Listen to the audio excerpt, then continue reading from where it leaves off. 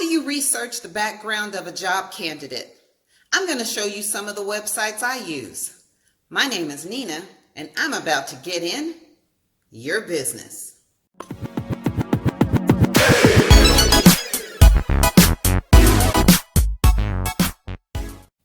I know of many a business owner who's not quite sure what to do with that job candidate once they drop off that resume. What do you do between that first and second interview? Before you get out your investigative cap, keep the following in mind.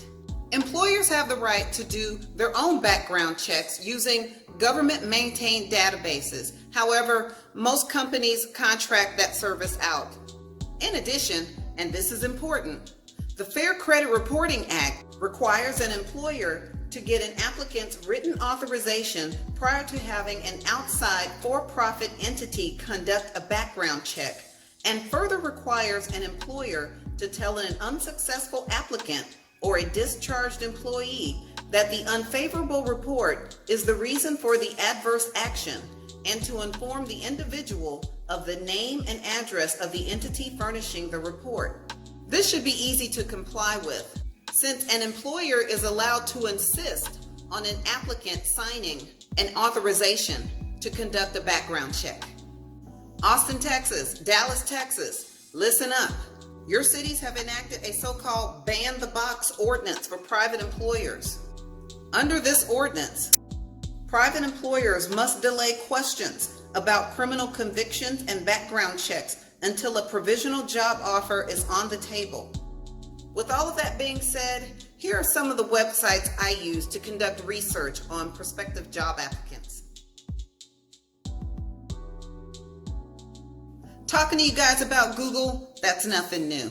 We all Google everything.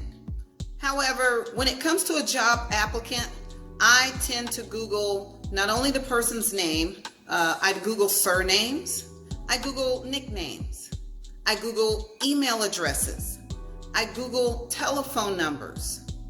I even Google references to see if I can find a direct link between that reference and that job applicant, especially if I am requesting references that are not related to the job applicant.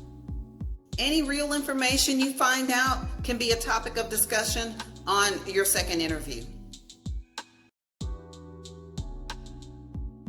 Social media accounts, way too many to mention.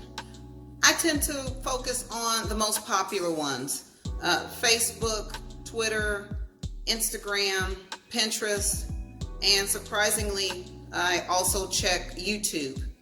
There have been times where I've Googled a job applicant's email address, which has led me to a YouTube account, which has led me to some very questionable stuff. And of course, I also use LinkedIn. I go to LinkedIn mainly to compare what the job applicant submitted via resume versus what is on their LinkedIn profile. If there is any major differences, I will tend to copy the LinkedIn, I will copy the resume that was given to me, and I will ask the questions to the job applicant on the second interview. The safety of your employees depend on how thorough you check out your potential job candidates. And that's why I will search the sex offenders database. This is a government maintained base, and all you have to do is put in the individual's name and see if anything comes up. With that being said, remember, this is the internet. You can't believe everything you see on the internet.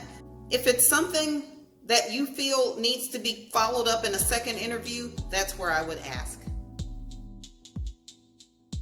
Depending on what my other searches come up with, I sometimes will go to the court docket.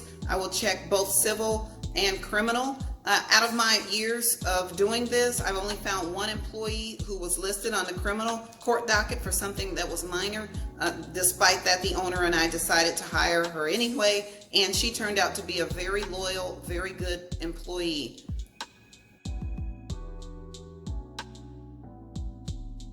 The Texas DPS, Department of Public Safety, for anyone who's not from Texas watching this video, that is the equivalent of our state police. You can also check their government maintained database It lists all criminal convictions for anyone who's ever committed a crime in the state of Texas. Now, you have to register for that, and it does cost a small fee, but I think, again, in light of all the litigations and lawsuits that are going around, I think it's a good investment, just a couple of dollars. In light of all the workplace violence that's going on now, and unfortunately the subsequent lawsuits that typically follow, it is paramount that an employer finds out as much as they can about a job applicant prior to hiring. The websites I discussed in this video should be used as support information only to help you make any hiring decisions. With all that being said, you can't believe everything you see and read on the internet. Please use common sense when you find any information on the internet about a potential job applicant. I did find a criminal conviction on an employee after we had hired him. I pulled him aside and spoke to him about it. He was convicted for carrying nunchucks, and he too turned out to be a great long-term employee. Please remember the various EEOC and Fair Credit Reporting laws that apply to private employers when you hire new employees. Also, please check your city ordinances to ensure that you haven't missed any laws that relate to private employers and hiring new employees. If you have any questions about any of these laws or anything else related to hiring a new applicant, I suggest you speak with a licensed qualified employment attorney. I hope you found this video useful. I hope this helps you get a good start on how to do any research on job applicants. And if you like the video, please click that thumbs up or click that thumbs down. It's okay either way. YouTube looks at this as engagement. And I invite you to please subscribe to my channel for regular videos on different employment topics. Please feel free to request any topics. I will take all of those into consideration. Thank you for watching.